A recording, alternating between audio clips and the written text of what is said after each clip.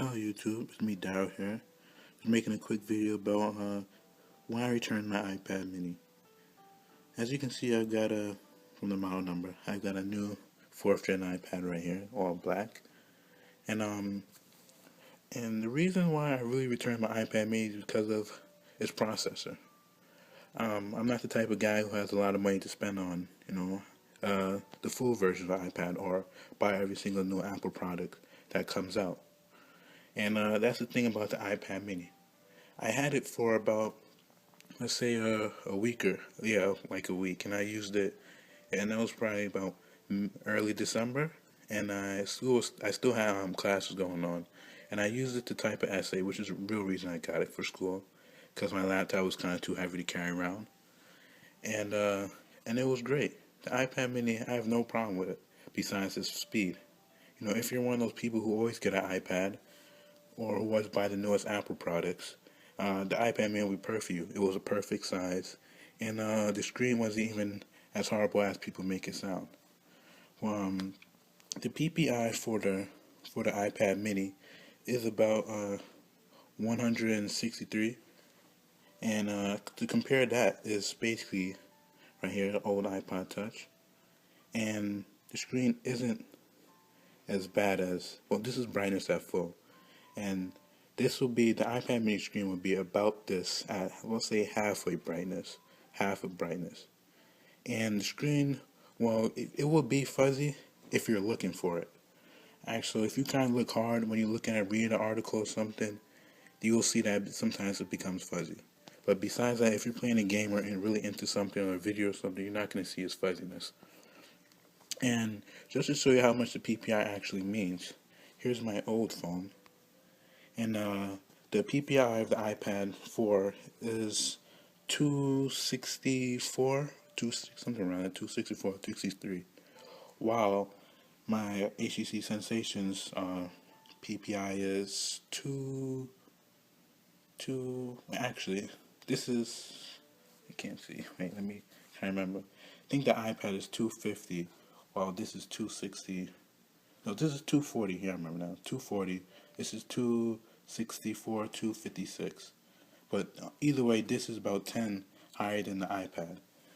And just to look at the viewing angles real quick. Right now, if it focuses, you can see that the iPad sort of, well, from here at the video, it looks alright. And then if you come over here, it looks alright. They kind of look the same. But if you notice something different. Look at the white here, and look at the white in the clouds over here. Which one you see a lot better?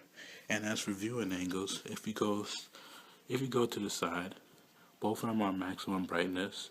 We can see that my HTC Sensation looks a little washed out when the iPad still retains some great coloring.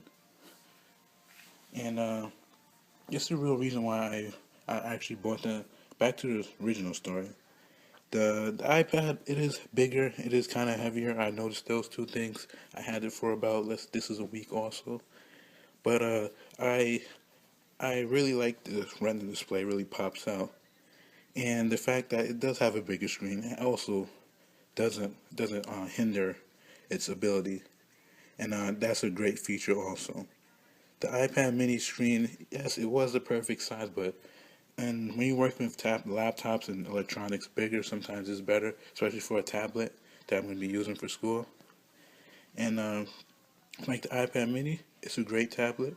If you're buying iPad Apple products, every new one that comes out, then get the iPad Mini, because for now the iPad Mini is the better tablet, because the iPad still kind of heavy, but this iPad 4 has a bigger and better screen though.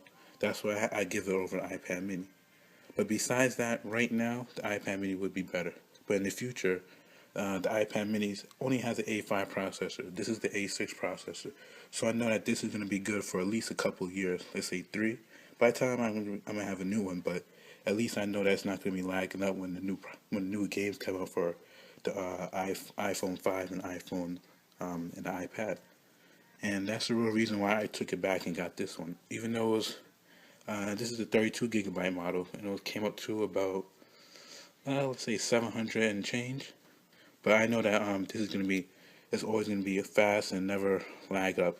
And the iPad mini did not necessarily lag, but it would slow down sometimes. Like let's say I was switching from an app. I don't have a lot of apps running except for Pandora. But let's say if I was switching from app to app, it will take a lot longer than this new iPad. And what else? Let's see. And also, when I would load, let's say Grand Theft Auto, I love that game, and it will take slightly longer to load an iPad on the iPad Mini, and I know that because of the A5 processor. But now that I've seen how bigger and faster this iPad is and the screen, I take it over. I think the iPad 4 is worth more than the iPad Mini. Although I love the iPad Mini design and its and how portable it is, I think the factor of the chip inside will that's what really made me go and switch to get the bigger one. But ultimately, they're both great tablets.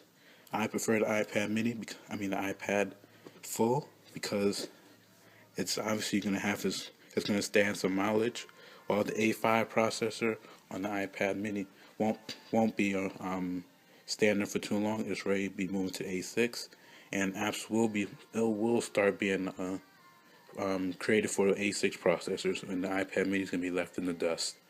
So that's it. Comment, rate, subscribe. I'm still waiting for the jailbreak for this, and I'll be making a lot more videos. But the Dream jailbreak got me, I say, hyped for no reason. And but that's it for now, guys. Thank you.